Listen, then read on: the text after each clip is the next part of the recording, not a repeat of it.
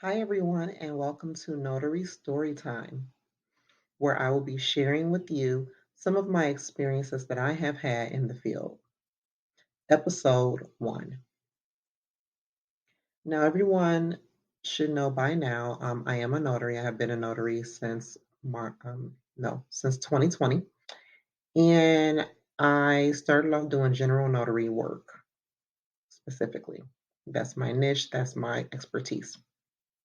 So, anyway, I do take customers at my office, my home office, and I had a customer call me to have a document notarized.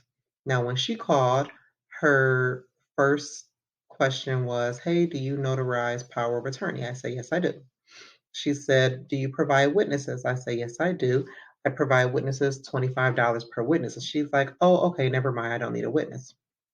I said, "Are you sure your document does not require witnesses?" And she was like, "No, no, I can do it later."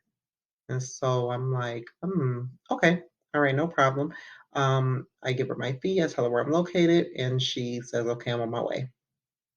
So she comes over, and before I notarize any documents, I always review them. First, I want to review the documents to make sure it's something that I can do. Second, I want to review the documents to make sure that they are complete, and if there are any incomplete areas, that they are not specifically for the signer. And then I also want to see how many signers are required for the documents. What is the document asking for me to do? So I go over the documents and I do notice that witnesses are required for the document. I do notice that it is a New York power of attorney and that the signer has not signed yet. So I read the section where it is for the witnesses, and she had already had the witnesses sign the documents. I'm like, okay, well, I see that you have the witnesses have already signed. Who are the witnesses? She said, my brother and my sister. And I said, okay, I would need for them to appear before me because it does say here in the paragraph that the witnesses signed, stating that they witnessed you sign the document and you have not signed the document. And so she was under the impression that I would only need to notarize her signature and that the other signatures were not of any of my concern. And so I let her know, well, because the witnesses are a part of the document, I would need to ID the witnesses, make sure that they do have a disinterested benefit in your transaction.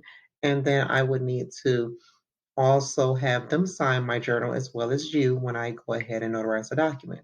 So she becomes upset. And so she discloses to me, I didn't even bring all the pages anyway, so you would not have even known because there are no page numbers at the bottom of the documents. And I can just go ahead and FaceTime them if that's the case. And I said, no, I can't do FaceTime. I was like, I can do it online for you. And she was like, no, it needs to be signed in person. So can I sign the document and then appear online with you with them? And I said, no, if I notarize online, then, the signatures need to be applied online. She's like, that doesn't make any sense to me. You're making this more difficult than what it needs to be.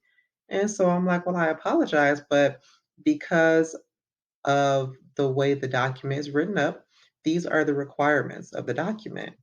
And so she gets upset. She's like, I'll just have another notary do it.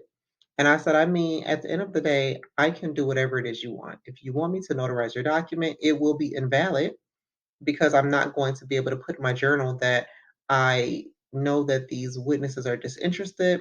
I don't have their information. She's like, no, that defeats the purpose. If you're going to notarize it, it's going to be invalid. I said, well, yes, because you have to follow all the steps that the document states for us to do. So she's like, yeah, okay, that's fine. Thank you so much for your help anyway. Thank you so much for your time anyway. I'll just have another notary do it. And so I'm like, okay, all right, no problem. Sorry I couldn't help. So I just wanted to share that story with you guys. It is very important that you do make sure that you follow all the steps that the document has for you to take. Okay. Most power of attorneys and wills do require witnesses. The witnesses need to appear before you as well as the signer. Okay.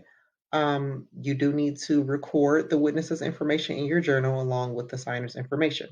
Now, if you are in a state where those steps are not required, please check with your state to make sure. I am in Florida, and that is something that we do need to do.